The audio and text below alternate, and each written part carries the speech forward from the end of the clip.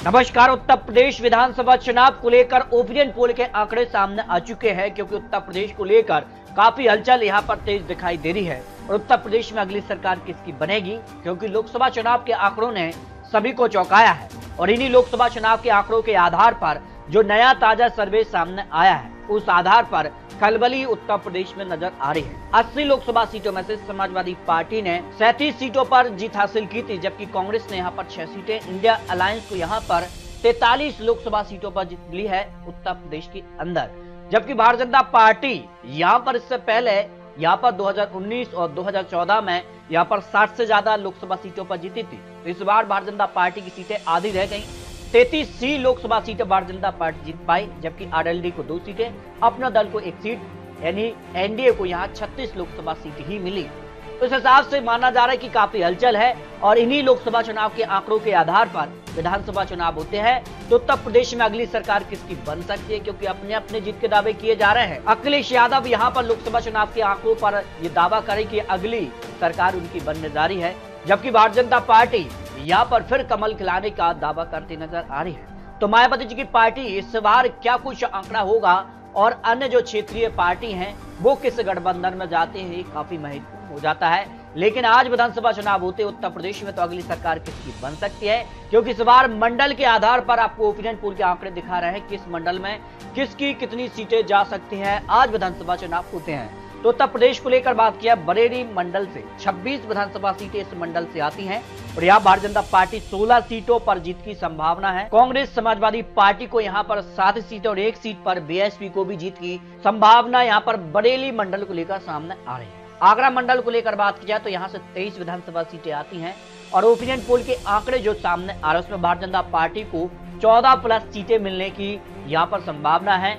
Samajwadi party Congress गठबंधन को 9 सीटें, बीएसपी और अन्य के पक्ष में 0 सीट की संभावना उत्तर प्रदेश को लेकर जो ओपिनियन पोल के आंकड़े सामने आ रहे हैं। अलीगढ़ मंडल की बात की जाए तो यहाँ पर 19 विधानसभा सीटें आती हैं और यहाँ भारतीय जनता पार्टी एनडीए को 8 सीटें यहाँ पर जा सकती हैं। कांग्रेस और समाजवादी पार्टी गठबंधन को 11 विधानसभा सीट पर जीत की संभावना दिखाई दे रही है।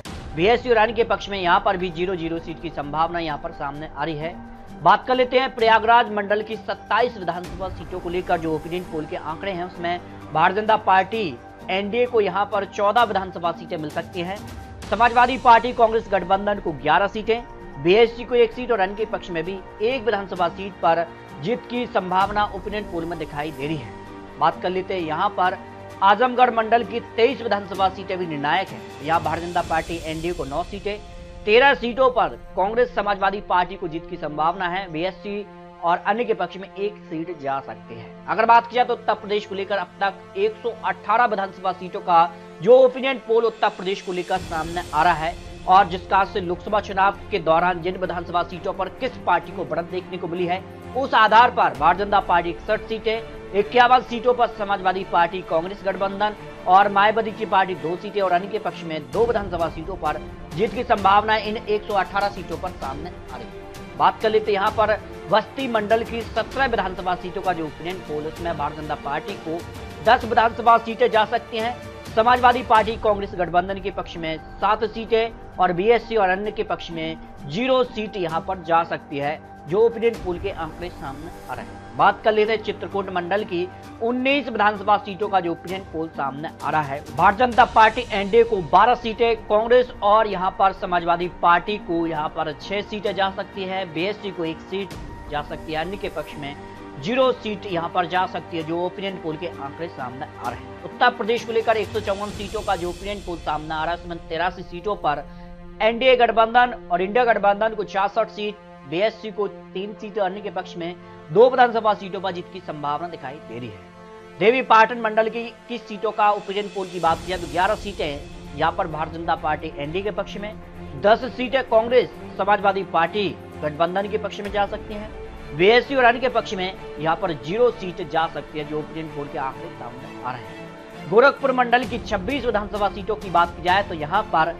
16 सीटों पर यहाँ पर भारतीय जनता पार्टी एनडीए को जीत की संभावना है, 9 सीटों पर कांग्रेस समाजवादी पार्टी की जीत की संभावना है, बीएसपी को 1 सीट और अन्य के पक्ष में 0 सीट यहाँ पर जा सकती है। ओपिनियन पोल के आंकड़े सामने आ रहे हैं। उत्तर प्रदेश को लेकर बात की जाए तो अब तक 201 सीट यानी आधी सीटों का जो ओपिनियन पोल सामने आ रहा है उसमें 110 सीटों पर एनडीए, 85 सीटों पर समाजवादी पार्टी कांग्रेस गठबंधन, 4 सीटों पर बीएसपी और अन्य के पक्ष में 2 विधानसभा सीटों पर जीत की संभावना ओपिनियन पोल में दिखाई दे रही है। झांसी मंडल की 13 विधानसभा सीटों की बात की जाए तो 5 सीटों पर एनडीए को जीत की संभावना है, 8 सीटें समाजवादी पार्टी कांग्रेस गठबंधन के पक्ष में, बीएसपी और अन्य के पक्ष में 0 सीटें जा सकती है। बात कर लेते हैं यहाँ पर कानपुर मंडल की 20 विधानसभा सीटों का जो ओपिनियन पोल सामने आ रहा है। लखनऊ मंडल की 34 विधानसभा सीटों की बात की जाए तो यहाँ पर एनडीए को 15 विधानसभा सीटें यहाँ पर मिल सकती हैं, 17 सीटें समाजवादी पार्टी कांग्रेस गठबंधन को मिल सकती है, 1 सीट बीएसपी और 1 सीट अन्य के पक्ष में जा सकती है, जो ओपिनियन पोल के आंकड़े दिखाई दे रहे हैं।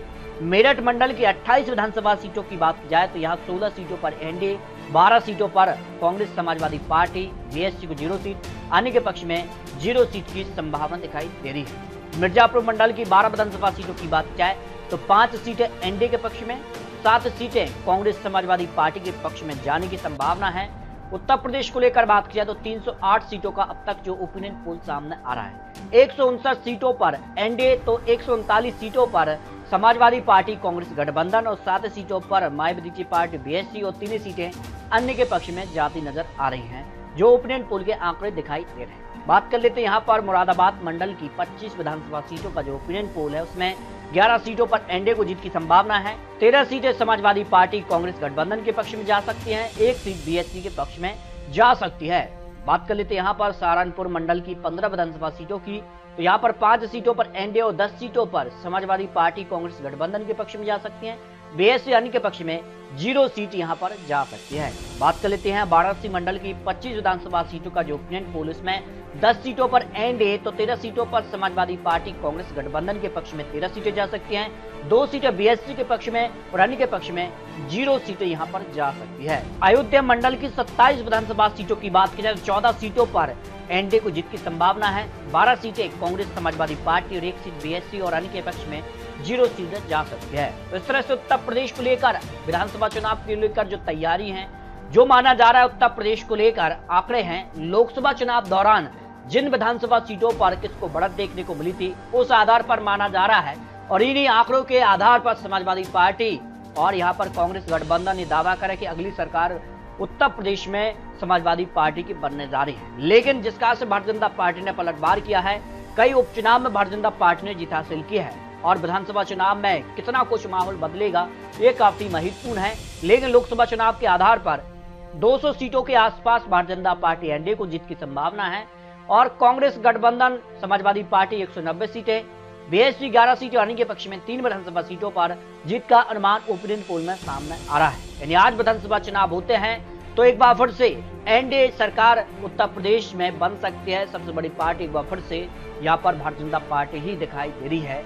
लेकिन इस बार क्या कांटे की टक्कर उत्तर प्रदेश में होगी या नहीं, ये तो उत्तर प्रदेश की जनता तय करेगी। लेकिन ये तो ओपिनियन पोल के आंकड़े हैं, उत्तर प्रदेश में अगली सरकार किसकी बनेगी ये काफी महत्वपूर्ण हो जाता है लोकसभा चुनाव के दौरान। लेकिन विधानसभा चुनाव में कितना कुछ माहौल बदलेगा इसको लेकर आप रख सकते हैं, काफी महत्वपूर्ण हो जाता है। यहाँ पर जिस कारण से तीसरा मोर्चा बनेगा वो किसका वोट शेयर कम करेगा, इसका फायदा भारतीय जनता पार्टी को कितना होगा, ये काफी महत्वपूर्ण हो जाता है।